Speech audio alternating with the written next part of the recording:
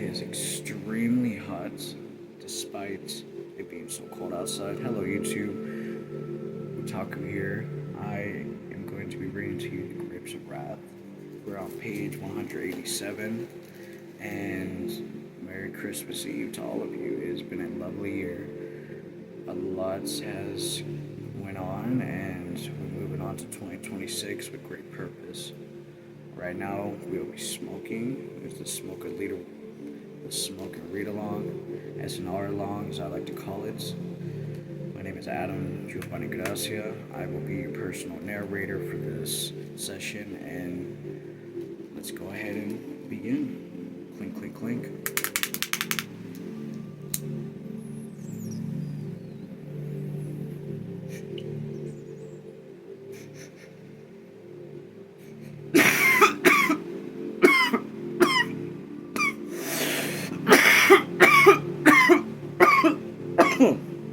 It's got some really nice taste to this one.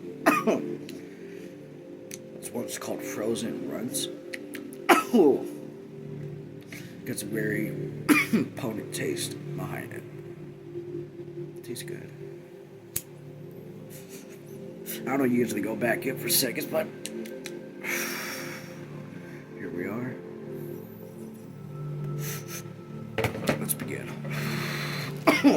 Grapes of Wrath, page 187. I'm just going to start off at the top. I apologize for viewers that are just continuing off. Here we go. The man shambled close, his eyes flaring. "I hate him," he said. "I hate the son of a bitch.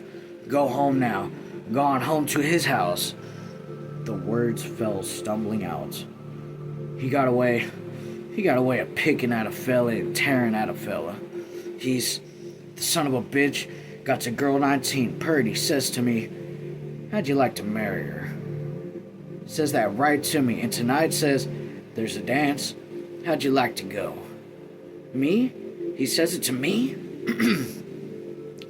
Tears form in his eye, and tears drip from the corner of his red eye socket. Someday, by God, someday, I'm gonna have a pipe wrench in my pocket.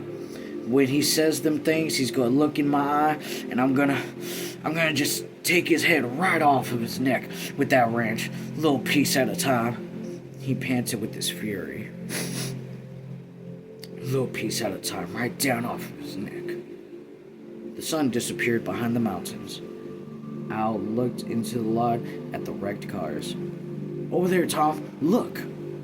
That looks like a 25 or 26. Tom turned to the one-eyed man. "Want to take a look?" "Hell no. Take ain't goddamn thing you want." They walked, threading their way among the dead automobiles, to a rusting sedan resting on flat tires. "Sure, it's a 25, Al cried. "Can we yank off the pan, mister?" Tom kneeled down and looked under the car. The pan's off already. One rod's been taken. Looks like one's gone. He ringed under the car. "Get a crank and turn her over, Al." He worked the rod against the shaft. "Pretty much frozen with grease." Al turned the crank slowly. "Easy," Tom called. He picked a splinter of wood from the ground and scraped the cake of grease from the bearing and the bearing bolts. How is she so tight?" Al asked. "Well, she's a little loose, but not bad." "Well, how is she for wear?" "Got plenty shim. Ain't been all took up. Yeah, she's okay. Turn her over easy now. Get her under down easy. There. Right over the truck and get some tools." The one-eyed man said, "I'll get you a box of tools." I'm just going to make him sound like really, really grimy. Okay. He shuffled off amongst the rusty cars, and a mummy came back with a tin box of tools. Tom dug out a socket wrench and handed it to Al. Next page. "You take her off. Don't lose no shims, and don't let the bolts get away, and keep track of the cotter pins. Hurry up. The light's getting dim." Al crawled under the car.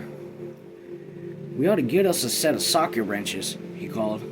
Can't get in no place with a monkey wrench. Yell out if you want a hand, Tom said. The one-eyed man stood helplessly by. I'll help you if you want, he said.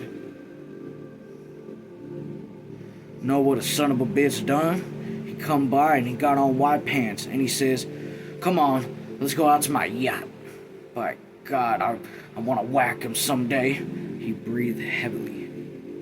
I ain't been out with a woman since I lost my eye. And he says stuff like that. The big tears cut channels into the dirt beside his nose. Aw. Tom said impatiently, why don't you roll on? Got no guards to keep you here. Yeah, that's easy to say. Ain't so easy to get a job. Not for a one-eyed man. Tom turned to him. Now look here, fella. You got that eye wide open, and you're dirty, and you stink, and you're just asking for it. You like it? Let's just feel sorry for yourself. Of course you can't get no women with that empty eye flapping around. Put some over and wash your face. You ain't hitting nobody with no pipe wrench. I tell you, one-eyed fellas got it hard now, the man said. Can't see stuff the way other fellas can. Can't see how far off the thing is. Everything's just flat. Tom said, you're full of crap. Why, I know a one-legged whore one time, thinking she was taking 2 bites in the alley. No, by God, she getting $50 extra a day. She says, how many one-egged women you slept with? None? She says, okay. She says, you got something pretty special here, and it could cost you $50 extra. And by God, she was getting 2, and the fellas coming out thinking they're pretty lucky. She says she's good luck, and I know to hump back in a place I was, make his whole living letting folks rubbing his hump for luck. Jesus Christ, and all you got's one eye gone? So, he knew a woman with a leg that was gone, and she still made herself seem special amongst people she fucked. And now he's talking about a guy that had a hump of some sorts, and he would make people pay to rub his hump for luck. Wow. The man said stubbornly, well, Jesus, you just see somebody edge away from you, and you just get into you. Cover it up then, goddammit. You're stinking it out with the cow's ass. You look like that, and you feel sorry for yourself? There ain't nothing the matter with you. Buy yourself some white pants, get yourself drunk and crying into a bed. I bet you could get a woman. Hey, Al, you need any help? No, said Al. Fuck. I got this here bearing loose, just trying to work the piston down. Don't bang yourself up, said Tom. The one-eyed man said softly, I think somebody like me could do that. Why, sure, said Tom. Till you done growing since you lost your eye. Where are you fellas going? California. Whole family. Gotta get work out there. Well, you think a fella like me could go get work there too? Black patch on my eye and all? Why not? You ain't no cripple. Well, think I could catch a ride with you fellers? Christ, no. We're so goddamn full now we can't even move. You get out some other way. Fix up one of them this here wrench and get yourself out there yourself. Maybe I will. By God, maybe I will, said the one-eyed man. There was a clash of metal. I got her, said Al. Well, bring her out. Let's look at her. Al handed him the piston and connecting rod and lower half of the bearing. Tom wiped the babbling surface and sighed along it sideways. Looks okay to me, he said. Say, by God, if there was a lie, we could get this here by tonight. Say, Tom, Al said, I've been thinking. We got no ring clamps. Gonna be a job getting the rings in, especially underneath. Tom said. You know, a fella told me one time you wrapped some fine brass wire around the ring to hold her in. Yeah, but how you gonna get the wire off? Question mark. You don't get her off. She melts off, and you don't hurt nothing. Copper wire'd be better. It ain't strong enough, said Tom. He turned to the one-eyed man. Got any fine brass wire? I don't know. I think there's a spool somewheres. Where'd you think a fella could get one of them black patch for one eye fellas they wear? I don't know, Tom said. Let's see if we can find that wire. In the iron shed, they dug through boxes until they found the spool. Tom set the rod into a vise and carefully wrapped the wire around the piston rings, forcing them deep into their slots. That's where the wire was twisted. He hammered it flat, and then he turned the piston and tapped the wire all around until it cleared the piston wall. He ran his fingers up and down to make sure the rings and wires were flush with the wall. It was getting dark in the shed. The one-eyed man brought a flashlight and shone it beamed on the work. There she is, said Tom. Say, where'd you take from that light? Well, it ain't much good. Got 15 cents, new batteries. You could have her for 35 cents. Okay. And what we owe you for this here conroy and piston? The one-eyed man rubbed his forehead with the knuckle, and a line of dirt peeled off. Well, sir, I just don't know. If the boss was here, he'd go for part books and find out how much a new one, and while you was working, he'd be finding out how bad you're hung up and how much to jack you for. And then, well, it'd be $8 in the parts book. He'd made a price for $5, and if you put up a squawk, you'd get it down to $3. You'll say it's all me, but by God, he's a son of a bitch. Figured how bad you need it. He's seen him give more for a ring gear than he'd give for a whole car. Yeah, but how much are we gonna get it from you? About $1, I guess. I freaking love this guy. Who is he? This random ass fucking helper at a rec shop? Hold on, let me get a drink. This is amazing. So we're getting a steal because somebody else is getting treated like crap at their job.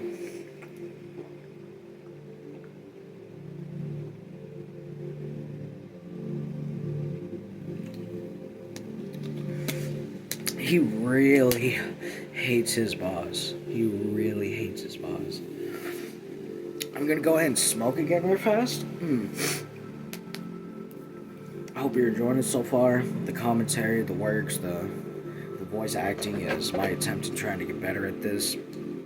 Alright, clink, clink, clink.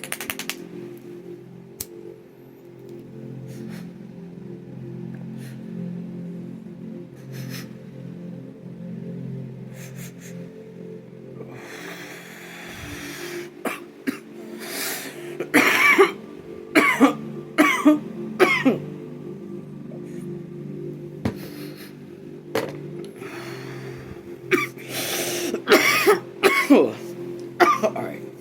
Let's see. Page 190. Paragraph 4. 1, 2, 3, 4. Alright. And I'll give you a quarter for this here socket wrench. Make it twice as easy. He handed over the silver. Thank you. And cover up that goddamn eye. It stinks. Tom, you are an asshole. Wow. And you were once a preacher? Tom and Al got into the truck. It was a deep dusk. Al started the motor and turned on the lights. So long, Tom called. See you maybe in California. They turned across the highway and started back. The one-eyed man watched them go, and then he went through the iron shed to his shack behind. It was dark inside. He felt his way to the mattress on the floor, and he stretched out and cried in his bed.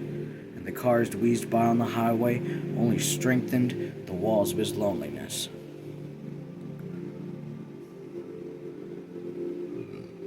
Excuse me. Tom said, if you told me we'd get this here thing and get her to tonight, I'd say you was nuts. Right? Like, I can't agree with Tom more about that. That's insane about how quickly they were able to actually get what they needed to keep moving on a Sunday night. They were so worried about like not being able to go till Thursday. This is insanely good luck. We'll get her in all right, said Al. You gotta go do her through though. I'll be scared I'll get her too tight and she'll burn out, or too loose and she'll hammer out. I'll stick it in her, said Tom. She goes out again, she goes out. I got nothing to lose. Next page. Al peered into the dusk. The lights made no impression on the gloom, but ahead, the eyes of a hunting cat flashed green in reflection of the lights. You sure gonna give that fella hell? You sure gave that fella hell, Al said. Sure did tell him where to lay down his dogs. Well, god damn it, he was asking for it. Just patting himself, and because of his one eye, putting all the blame on his one eye. He's a lazy, dirty son of a bitch. Maybe he could snap out of it if he knew people was wise to him. Al said, Tom, it wasn't none. I done burned out of the bearings. Tom was silent for a moment. Then, I'm gonna take a fall out of you, Al. You're just scrambling ass over tit. Fear somebody's gonna pin some blame on you. I know what's the matter. Young fella, all full of piss and vinegar. Want to be a hell of a guy all the time, but god damn it, Al. Don't keep your guard up when nobody ain't sparring with you. It's gonna be alright. Al did not answer him. He looked straight ahead. The truck rattled and banged over the road. A cat whipped out from the side of the road, and Al swerved to hit it. But the wheels missed, and the cat leaped into the grass. Nearly got him, said Al. Say, Tom, you heard Connie talking how he's gonna study at nights? I've been thinking maybe I should study at nights too, you know, radio or television or diesel engines. Feel I might get started that way. Not a bad idea.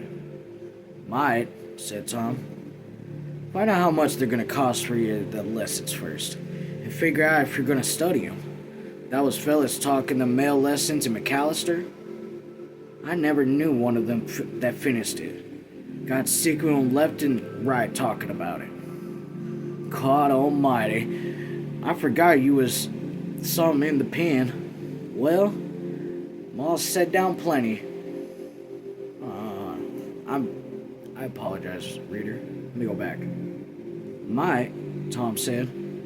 Find out how much they're gonna sock you for the lessons first, and figure out if you're gonna study them. There was fellas taking the male lessons in McAllister. I never known one of them that finished up.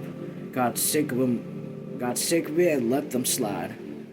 God almighty, we forgot to get something to eat. There we go. We forgot to get something to eat. Well, Ma said down plenty. Preacher couldn't eat all of it, but left some. I wonder how long it'll take us to get to California now. Christ, I don't know. Just plug away at her. They fell into silence, and the dark came, and the stars were sharp and white. Ooh. Cassie got out of the back seat of the Dodge and strolled to the side of the road where the truck pulled up. I never expected you so soon, he said. Next page. Tom gathered the parts in the piece of sacking on the floor. We was lucky. Yeah, extremely lucky, he said. Got a flashlight, too. Gonna fix her right up. You forgot to take your dinner, said Cassie. I'll get it when I finish it here. Al, pull off the road a little more and come hold the light for me. He went directly to the Dodge and crawled under on his back. Al crawled under on his belly and directed the beam of the flashlight. Not in my eyes there. Put her up. Al worked the piston into the cylinder, twisting and turning it. The brass wire caught a little on the cylinder wall. With a quick push, he forced it past the rings. Luckily, she's loose and she's compressed. Luckily, she's loosed. Well, the compressed stopped her. I think she's gonna work all right. Hope that wiring don't clog the rings, said Al.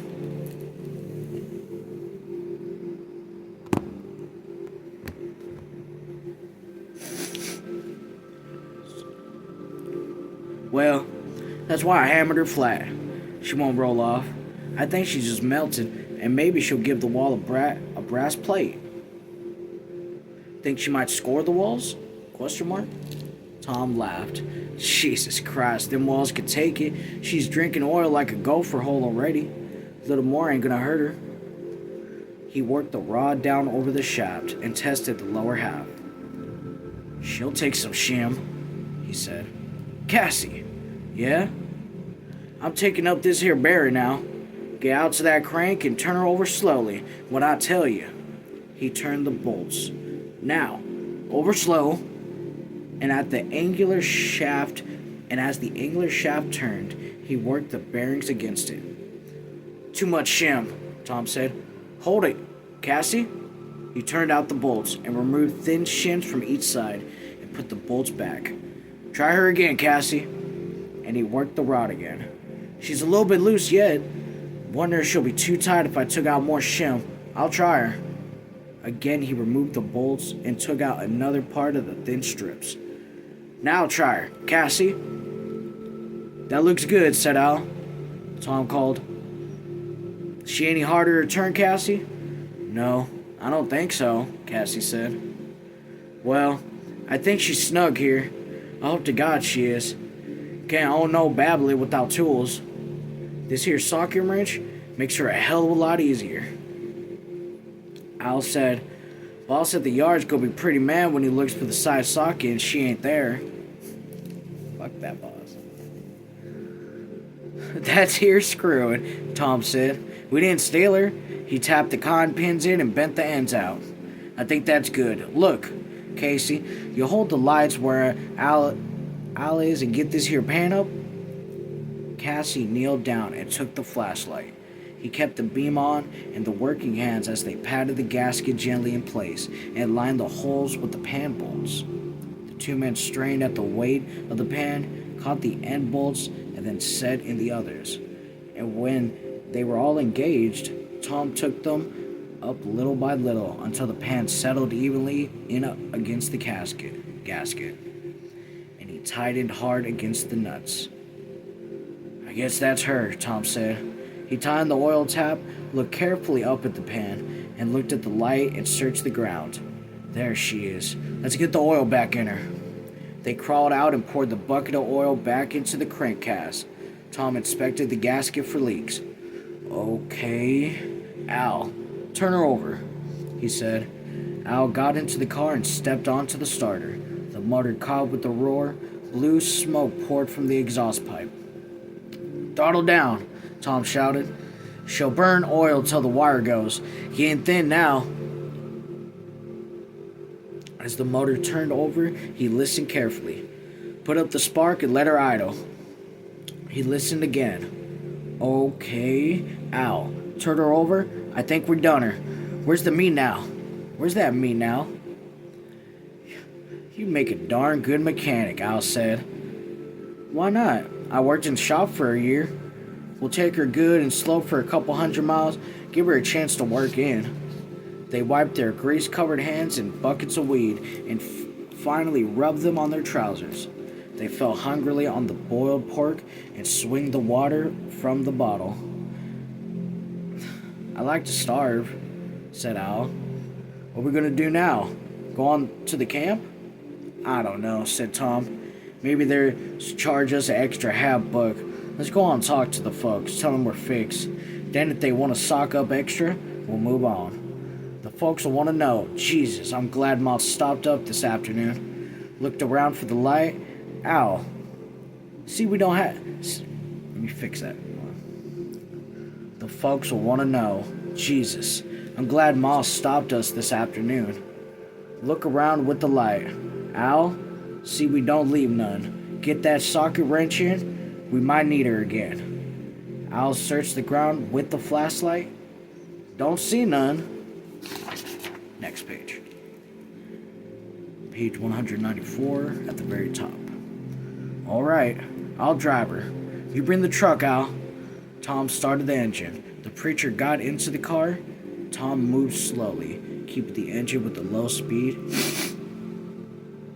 and Al followed in the truck. He crossed the shallow ditch, crawling in low gear. Tom said, "These here Dodges can pull a house in low gear.